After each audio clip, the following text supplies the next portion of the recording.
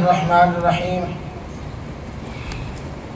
گزشتہ سے پیوستہ سال رمضان کے اندر تمام تر جو عبادات ہیں، وضو ہے، غسل ہے، نماز ہے، ان تمام کے فرائض، سنن، واجبات، مکروہات، ان تمام کو تفصیل کے ساتھ بیان کیا ہوا ہے، یوٹیوب کے اندر موجود ہے۔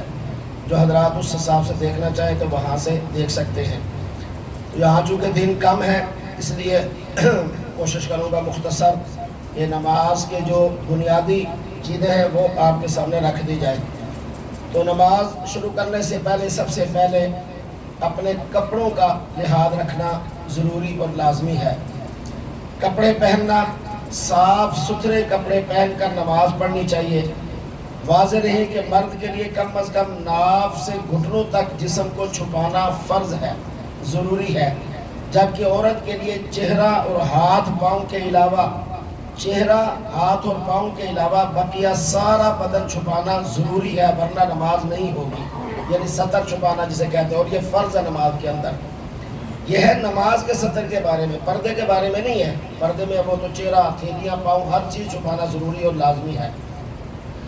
اسی طریقے سے آج کل جو فیشنیبل دور کے اندر باریک دوپٹہ جو عورتیں پہنتی ہیں، جن سے بال نظر آئیں، ان میں نماز نہیں ہوتی، چاہے وہ اپنے گھر کے ایک کونے میں چھپ کر ہی کیوں نہ پڑھے۔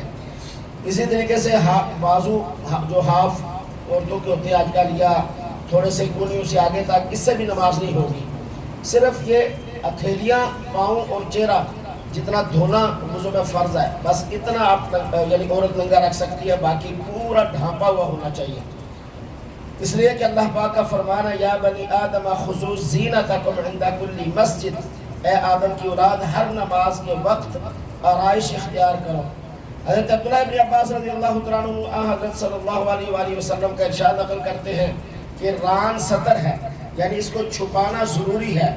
حضرت ابو موسیٰ رضی اللہ تعالیٰ عنہ کہتے ہیں کہ جب حضرت عثمان رضی اللہ تعالیٰ عنہ آپ صلی اللہ علیہ وآلہ وسلم کی خدمت میں حاضر ہوئے تو آپ صلی اللہ علیہ وآلہ وسلم نے گھٹنے کو ڈھانپ دیا۔ حضرت جابر بن عبداللہ کی روایت ہے کہ نبی پاک صلی اللہ علیہ وآلہ وسلم نے فرمایا، اگر کپڑا وسیع ہو تو پورا جسم پر لپیٹ لیا کرو، ورنہ لنگی کی طرح باندھ لیا کرو۔ بخاری شریف کی روایت ہے، پہلے والی بھی بخاری شریف کی ہے۔ اسی طرح ایک بات ذہن میں رکھیں، نماز کے لیے آنا گویا کہ اللہ کے ہاں مہمان بن کر آنا ہے۔ اللہ کے ہاں مہمان بن کر آنا ہے تو اللہ میزبان ہے۔ تو دنیا کے اندر بھی یہ اصول ہے، جب بھی کسی کے ہاں مہمان بن کر جائیں تو بن ٹھن کر پورے ایک طریقے کے ساتھ جاتے ہیں کہ جس کے گھر ہم جا رہے ہیں تو وہ ہمیں کوئی ایسے ہی، کیا لفظ استعمال کروں، چلے برا رہنے دیں، کہ بن ٹھن کر جائیں۔ تو اللہ کے ہاں بھی جب حاضر ہونا ہے عبادت کے لیے، نماز کے لیے، تو آپ کے کپڑے یعنی اچھے، صاف ستھرے، بہترین ہو، سر پہ ٹوپی ہو اچھی، خوبصورت، بہترین، وہ یتیموں، لاوارثوں، مسکینوں کی طرح وہ مسجدوں میں پڑی ٹوپی نہ ہو، بلکہ اچھی، عمدہ، جیسے جوتی ہزاروں کی ہے، کپڑے ہزاروں کے ہیں، تو ٹوپی بھی اچھی، عمدہ، کوئی چلو 1000-1200 کی تو کم از کم، یا 500-700 والی عمدہ بہترین ٹوپی ہو جو آپ نے سر پہ لی ہوئی ہو، صاف ستھری۔ اسی طرح مسجد میں آتے ہوئے، کیونکہ اللہ کے حضور آنا ہے اور اللہ کے قدموں میں سجدہ ہوتا ہے، کما شان، جیسے اس کی شان ہے، تو اس لیے کپڑے بھی ڈھنگ کے ہوں، ہاف شرٹ، پجامہ، کہ جب رکوع میں جائے تو پیچھے سے ساری بلائیں نظر آئے، اور جب کھڑے ہوں اوپر والی شرٹ اوپر، نیچے والی نیچے، اور پھر سارے معاملات۔ اسی طریقے سے اتنا تنگ لباس نہ ہو کہ نماز پڑھتے ہوئے سارے اعضاء مستورہ جو ہے وہ بالکل واضح نظر آ رہے ہیں۔ ان تمام چیزوں کا لحاظ رکھیں، اور ایسا نہیں ہے رات کو جو لباس پہنا، کیا کہتے ہیں، سلیپنگ جو جوڑا ہوتا ہے، اسے صبح اٹھ کے اسی طرح نماز پڑھنے کے لیے آگے، بے ڈھنگا سا، بے تکا سا۔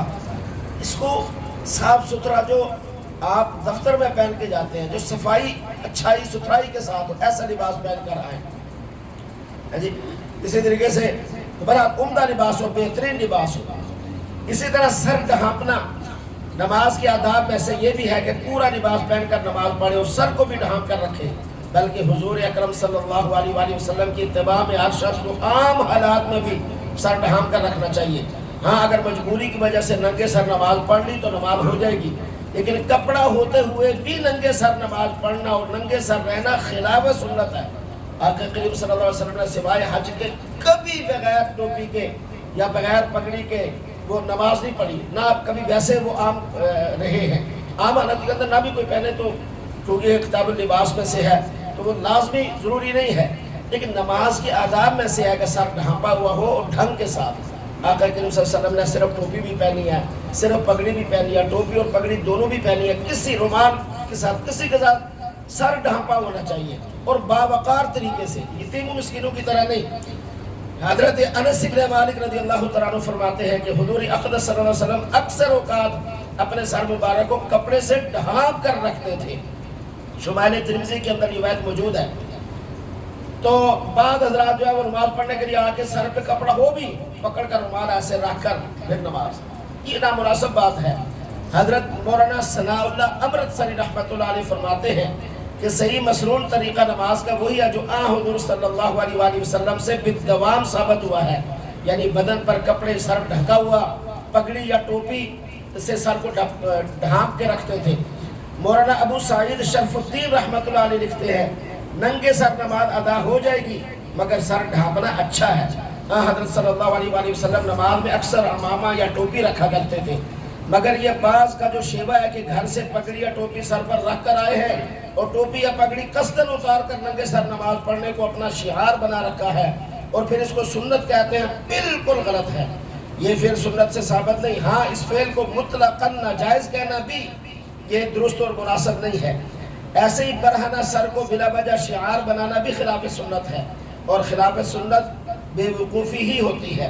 مولانا غزنوی رحمۃ اللہ علیہ فرماتے ہیں اگر ننگے سر نماز فیشن کی وجہ سے ہے تو نماز مکروہ ہے، اگر خشوع کے لیے ہے تو تشبہ بالنصارہ ہے، یعنی عیسائیوں کے ساتھ مشابہت۔ اسلام میں سوائے احرام کے ننگے سر رہنا خشوع کے لیے نہیں ہے، اگر سستی کی وجہ سے ہے تو منافقین کی عادت ہے، غرض ہر لحاظ سے ناپسندیدہ ہے۔